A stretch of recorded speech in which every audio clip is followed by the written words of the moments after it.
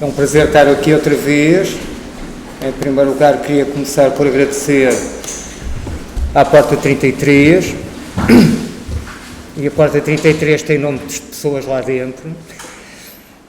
Ao Maurício e à Cecília, mas ao Helder também, que nos resolve os problemas quando eles surgem. E é muito bom estar aqui outra vez. O que é que nós vamos fazer agora, desta vez? Algumas coisas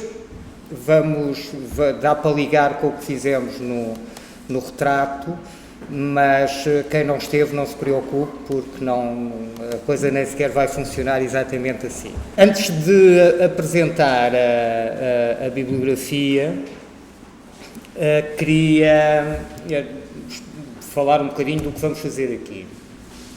O que nós vamos fazer aqui é pensar a partir da perspectiva, até mais do que pensar a perspectiva, pensar a partir da perspectiva. A perspectiva serve, por um lado, para pensar uma construção cultural.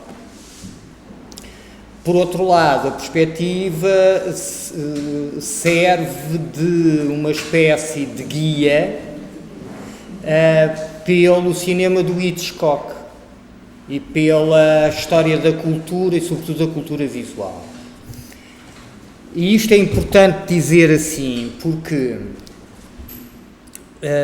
o caminho que nós vamos fazer não é um caminho que já esteja feito. Bom, o que é que eu quero dizer com isto? Não é nada de que nós inventamos, agora vamos inventar aqui uma coisa nova.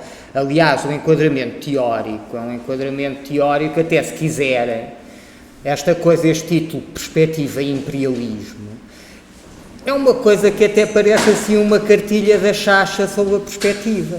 É uma daquelas coisas que normalmente se diz da perspectiva. É? E que alguns discursos teóricos mais interessantes até se calhar resolveram virar as costas a isto. Uma das coisas mais interessantes, das últimas coisas mais interessantes que se escreveu sobre a perspectiva, foi a origem da perspectiva do Damisch. O que é que o Damisch procura fazer aí? Basicamente, voltar a dar alguma autoridade à perspectiva. Não é? Dizer, quer dizer, aquele discurso que é o que se cola a esta coisa da perspectiva e imperialismo, bom, aquilo é uma série de convenções, aquela coisa que todos os livros, de uma maneira geral, dizem, até antes do Panofsky. Há um texto que vem naquela coletânea Art and Theory, há um texto do Lissitzky, em que o Lissitzky diz estas coisas todas, diz, aquilo tudo que se junta, diz nos anos 20, o texto de Panofsky também é dos anos 20, mas é posterior, acho eu. O texto de Panofsky é de 27, o Lissitzky não me lembro. Mas depois, se quiserem saber, também posso dizer com mais precisão. E essas coisas todas que se dizem de que aquilo, nós temos dois olhos e aquilo é só um, o olho mexe-se e na perspectiva não se mexe. Eu estou a pensar na perspectiva do Renascimento. Pronto, agora neste momento estou a pensar na perspectiva do Renascimento. E, portanto, essas coisas todas, e não sei quê, tudo isso é um bocado, quer dizer, eu não quero tirar as coisas interessantes que isso tem, mas, quer dizer, é um discurso até banalizado. Portanto, quando eu digo é um caminho que ainda não está feito, eu não estou a dizer é um caminho que vamos inventar aqui, é uma coisa extremamente original que eu pensei lá em casa e nunca ninguém pensou, e agora vamos construir aqui uma coisa, um caminho extremamente único. É único porque é nosso. Não é? E o que é que eu quero dizer que não está feito? Quero dizer que, numa analogia que eu uso sempre, é um caminho das pedrinhas para atravessar o ribeiro, não é? Quer dizer, se nós saltarmos aquelas pedrinhas, não querem dizer que aquelas pedrinhas é que são o caminho, não é? Portanto, a gente só consegue atravessar o ribeiro se saltarmos aquelas pedrinhas, porque senão afogamos. Não é? E às vezes os ribeiros até nem são assim tão de afogar ninguém, não é? Portanto, se molharmos os pés também não é grave, se calhar vamos molhar os pés 2 ou 3 vezes ou mais, não é? Também não há problema nenhum. E, portanto, o que eu quero dizer é que vamos fazer esse caminho, vamos seguindo. Não quer dizer que isto esteja lá, percebem? Não quer dizer, por exemplo, que o Hitchcock, quando faz não sei o quê, está a tentar subliminarmente pensar isto ou aquilo que nós estamos a pensar aqui. Quem está a pensar aqui somos nós, não é? A partir de um pensamento do Hitchcock mais esperto, mais longe, também não me preocupa muito. E o que é que nós vamos fazer com isto? Vamos aproximar coisas, não é? Porque é uma espécie de caminho das pedrinhas com um cestinho, onde vamos andar a apanhar coisas pelo caminho e a pôr no cesto, não é? E pronto. E, portanto, essas coisas, o interesse disto é juntar essas coisas. Não é tirar daqui nenhuma lição de vida, não é aprender assim nada que se possa reduzir a 2 palavras, vamos juntar coisas, vamos relacionar coisas entre coisas do Hitchcock e da cultura visual, da alta e da baixa cultura, não é? E das coisas que estão nos museus e das coisas que estão nas páginas da revista, e vamos juntar isso umas coisas com as outras, e o Hitchcock é de alguma maneira ao cimento, não é? Uma espécie de, não é, de coisa, a perspectiva guia-nos pelo Hitchcock, o Hitchcock guia-nos pela perspectiva, se quiserem, bom, e pela história da arte, assim, para simplificar. E, portanto, o que é que resulta daqui? O que resulta daqui não vos sei dizer. O que resulta daqui é qualquer coisa que eu quero que seja, não tenha uma síntese final, seja irredutível a uma síntese, seja irredutível a uma frase, seja irredutível a uma lição qualquer, e que seja qualquer coisa de fragmentário, de qualquer coisa que resista a um sistema.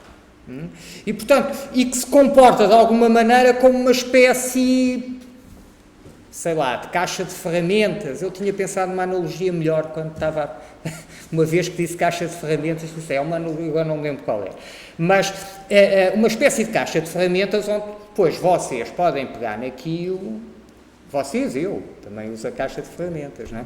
E podem dizer, olha, isto agora é porreiro para fazer não sei o quê, que a mim não passou sequer pela cabeça que se pudesse fazer, não é? Estão a ver, quer dizer, uma chave de parafusos não é menos boa se servir para uma coisa porreira que não seja desapertar um parafuso, não é? Portanto, se vocês conseguirem fazer uma coisa muito boa com a chave de parafusos, que não seja abrir o parafuso, não é? Desenroscar o parafuso, melhor, não é? Pronto, e portanto é essas coisas que, é isso basicamente vamos ver aqui. Vamos ver na Intriga Internacional, no North by Northwest, que é um filme de 1959, vamos ver basicamente fazer uma espécie de introdução à perspectiva.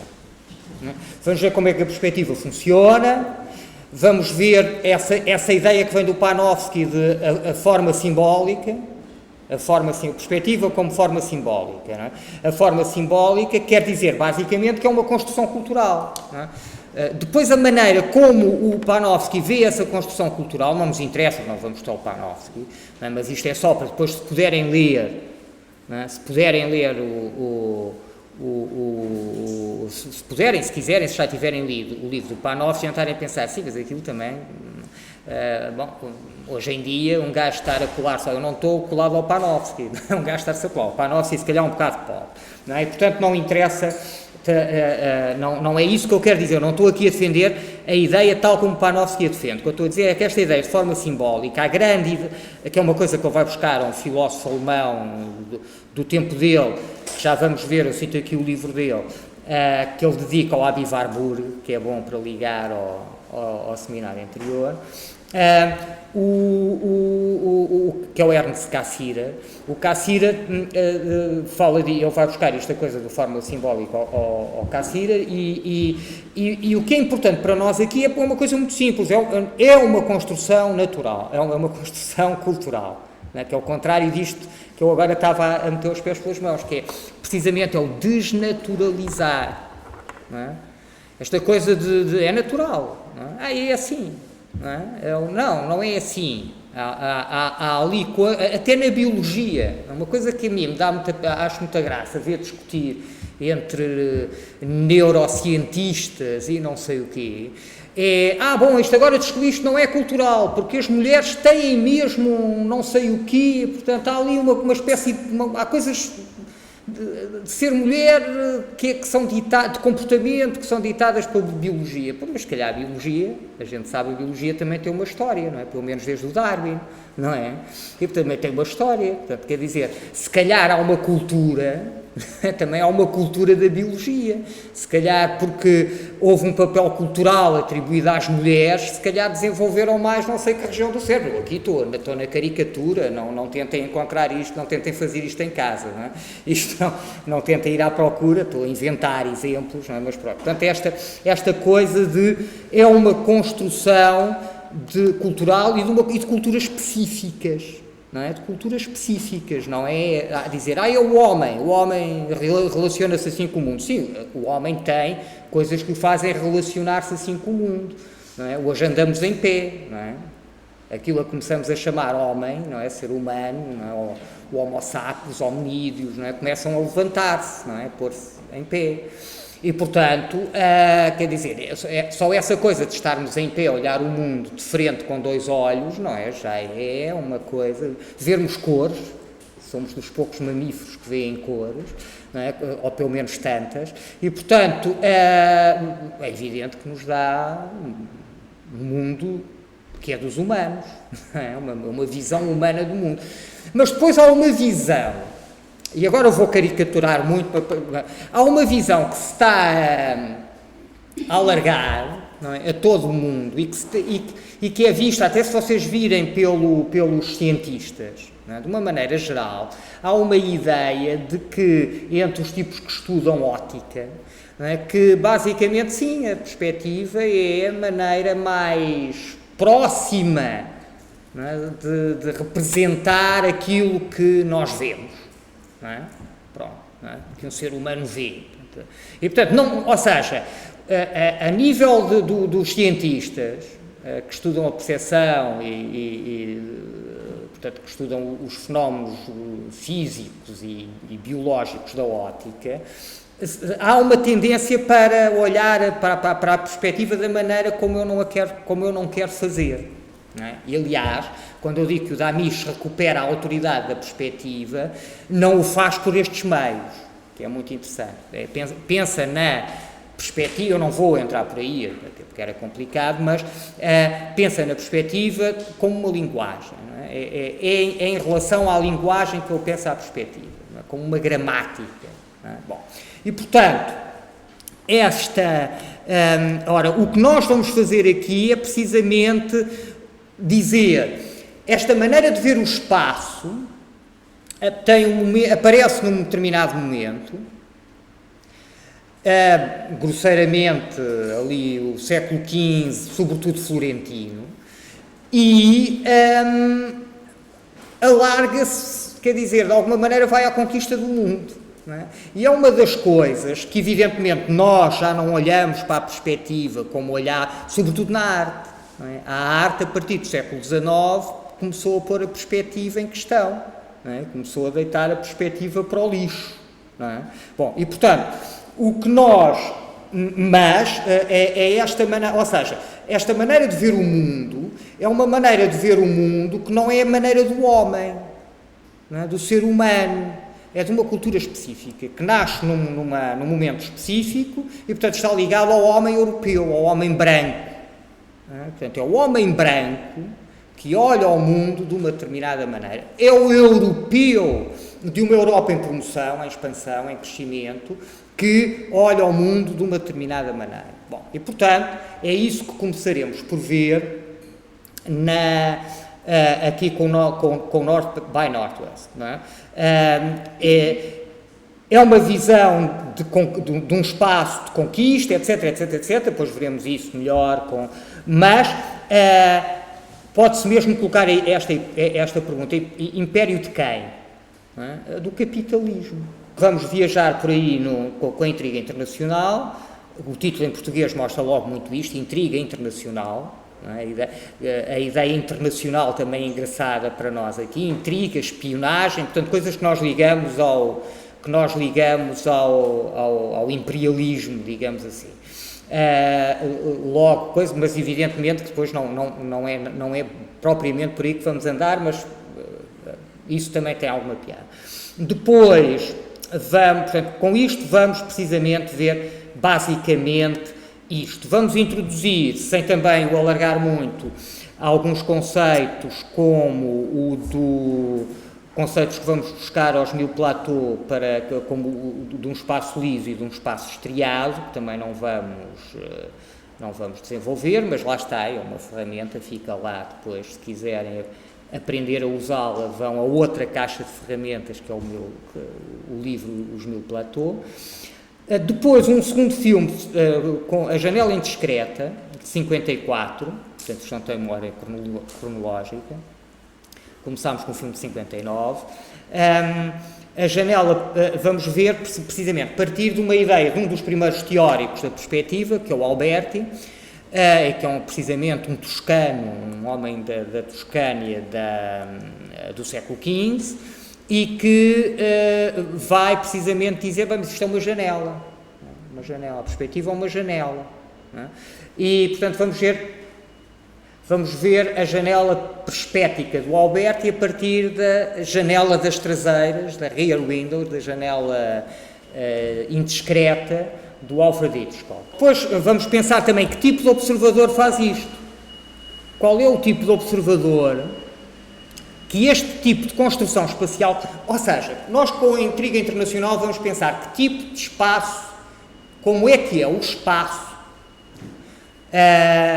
da perspectiva. Como é que é o espaço da perspectiva do Renascimento? Da perspectiva linear, não é? De ponto de fuga único, digamos assim. Bom, como é que é? O que é isto? Não é? Que espaço é este? Vamos caracterizá-lo. Serve para quê? Não é? O que é que isso tem a ver com a Europa do século XV? Vamos dizer umas coisas que lá está e que vão andar até por banalidades teóricas que encontram em muitos sítios.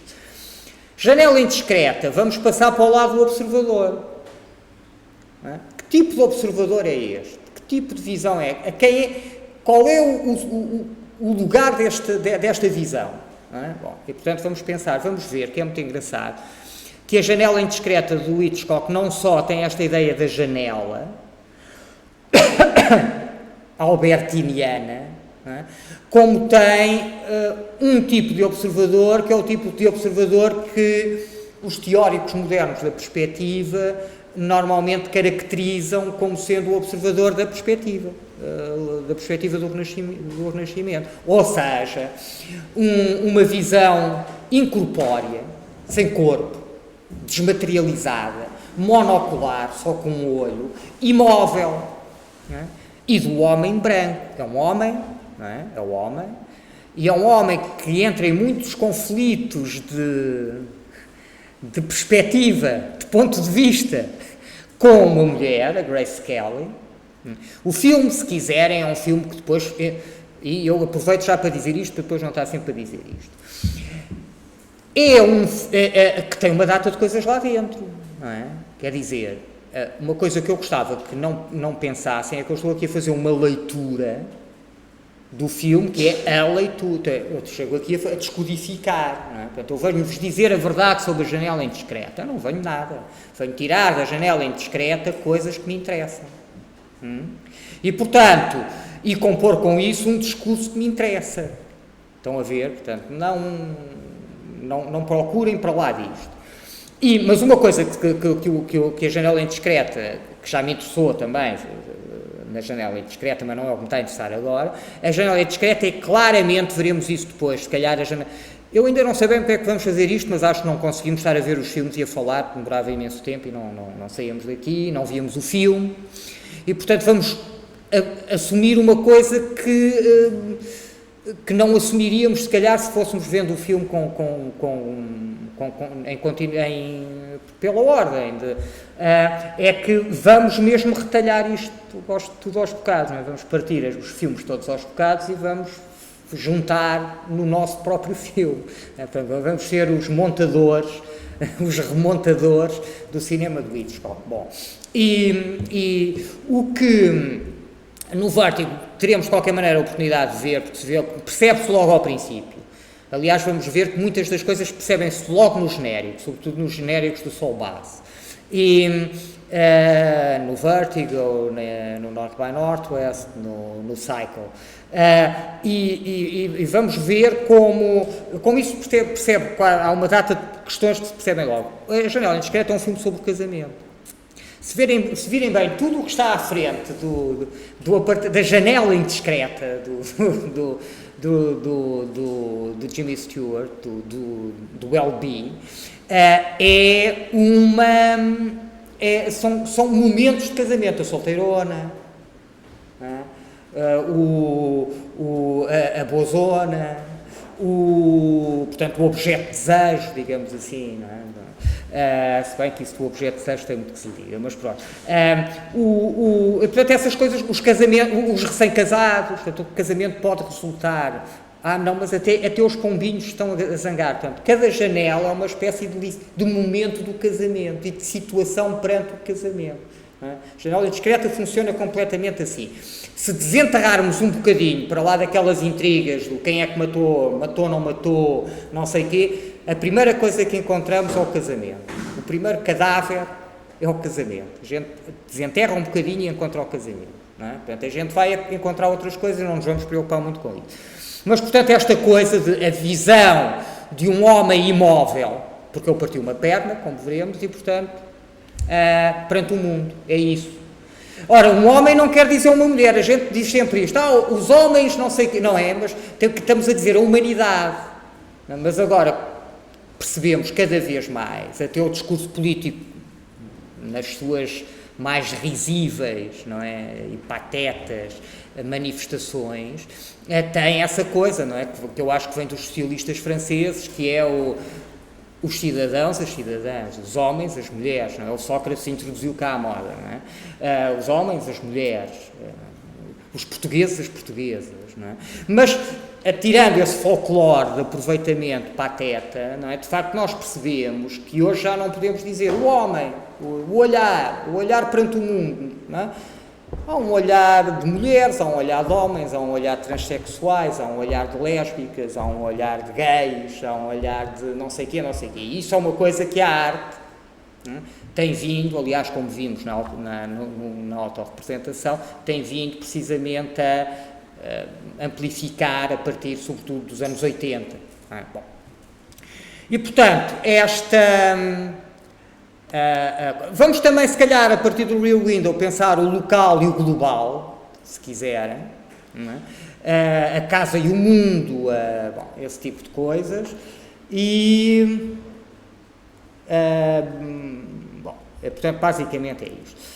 Depois, mas fazer uma janela também é dizer o que é que consegue ver pela janela e o que é que já não consegue ver pela janela. Tudo o que sai da janela, para cima, para os lados, para baixo, e tudo aquilo que fica para lá da possibilidade de ver daquela janela. Por exemplo, o que vê o Jimmy Stewart na Rear Window é o pátio das cantigas. É um pátiozinho, não é? É uma coisinha pequena.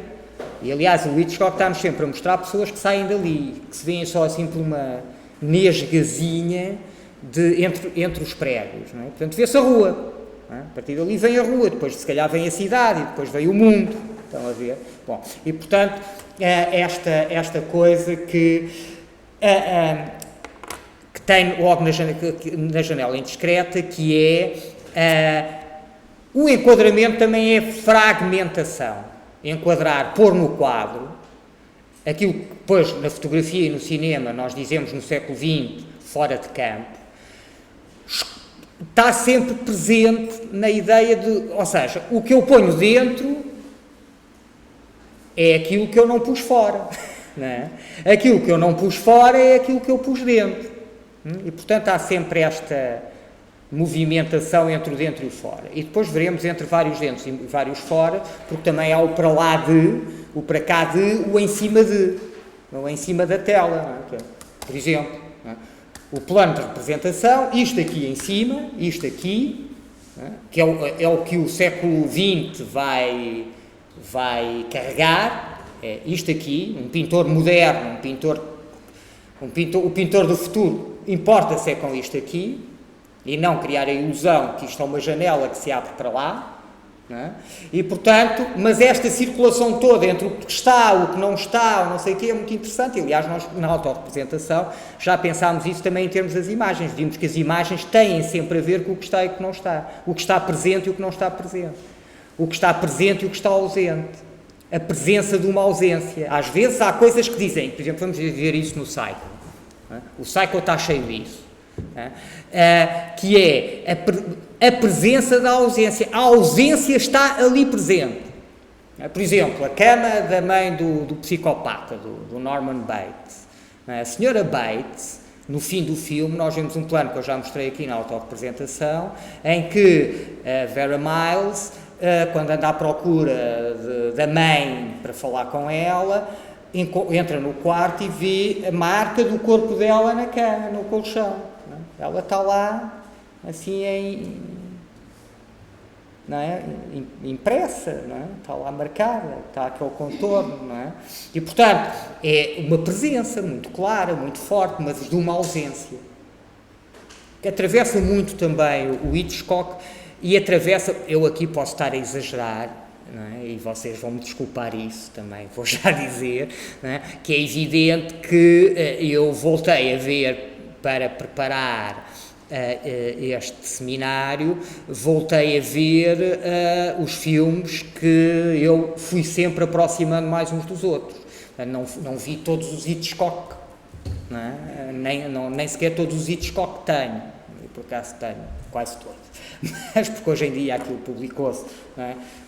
A torta e a direita, e portanto está quase tudo publicado. E portanto, mas eu tenho ideia que, bem, não estou a dizer, tenho a certeza que isto não é exclusivo destes filmes que eu vou dizer, mas tenho a ideia que há quase uma espécie de uma trilogia do vazio no North by Northwest, no Vertigo e no Cycle. Outra coisa que encontramos no North by Northwest é o vazio do nome. O Hitchcock disse isso ao Truffaut, né? Que é aquele O, Roger O. Thornhill, né? E portanto aquele buraco, vazio, buraco. O Cycle está cheio de buracos, né? Acaba com os buracos dos olhos no crânio da mãe morta. Isto eu digo já como se diz hoje em dia, não é? Na Wikipédia e essas coisas, não é? Que isto é um desmancha-prazeres, não é? Eu lamento muito, mas tenho de contar as histórias, se não viram o filme. E o Cycle, então, depois falaremos sobre isso, o Cycle, então, é tramado, não é? Porque no Cycle dizia-se, ou entras a tempo, ou não entras de todo, não é? O Cycle, até nessa relação com o espectador, é uma relação nova para o cinema dito clássico, não é? E, portanto, exige do espectador que não ande a entrar e a sair do cinema, que chegue a horas, que esteja quietinho, que dê muita atenção porque senão não percebe nada, porque a história é relativamente complicada, não é?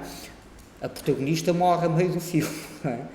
Tipo a que a gente vem a seguir desde o princípio e com que nos identificamos, de repente, adeus miúda, não é? E é tirada para o lago com o carro, vão ver? Bom, e portanto, mas isto vinha de onde? O que fica dentro, o que fica fora, portanto, cortar, fragmentar. Não é? Portanto, vamos depois fazer aqui uma coisa que não é exatamente a propósito de um filme, porque eu percebi que não íamos ter tempo para tanta coisa, e, portanto, vamos juntar, e eu espero que com mais alguma coisa para caber, vamos juntar dois filmes onde o fora de campo é muito importante, até como recurso narrativo no Hitchcock. E veremos que a teoria normalmente atribui ao fora de campo do Hitchcock determinadas características que eu não vou pôr em causa necessariamente, mas que às vezes menosprezam o fora de campo no Hitchcock. Bom, portanto, é o que vamos ver no Blackmail, de 1929, o primeiro filme sonoro do Hitchcock, e no Frenzy, de 1972, um dos últimos filmes do Hitchcock, e o que marca o grande regresso triunfal do Hitchcock para filmar on location em Londres, não é? Na sua Londres natal, uma história de serial killers, não é? Pronto. E, portanto, vamos ver isto, vamos ver a janela perspética como organização do espaço, como escolha,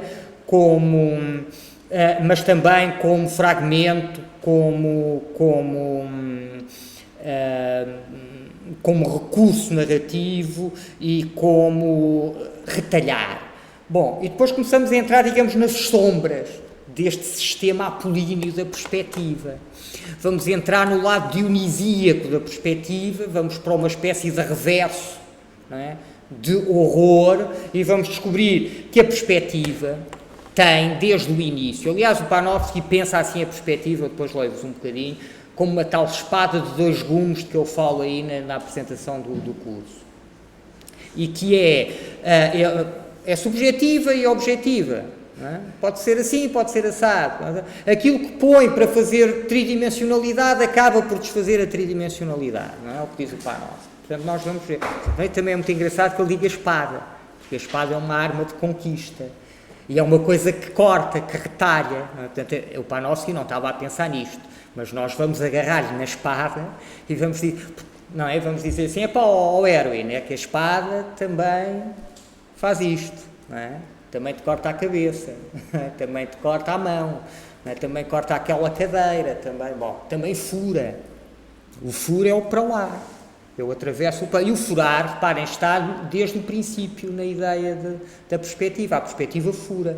O Dürer diz, a explicar, não é, na sua obra sobre perspectiva, aos alemães o que é isso da perspectiva, diz perspectiva, segundo a etimologia latina, quer dizer ver através, furar, portanto, furar o plano de representação, não é? Furar a tela, por exemplo, ver através de... Bom, portanto, vamos ver o que é isso do furar e o que é agora. Começamos a entrar no lado da vertigem. Vértigo, a mulher que viveu duas vezes, um filme de 1958. E aí vamos encontrar uma série de coisas muito engraçadas, muito interessantes, não só para a perspectiva, como para a imagem em geral. Por exemplo, esta coisa que a imagem permite de fazer mais do que uma vez. Mesmo antes de ser reprodutível, não é? Naquele sentido do Benjamin, não é? De ser tecnicamente, ser mecanicamente reprodutível, de ser automaticamente reprodutível, digamos assim, quase,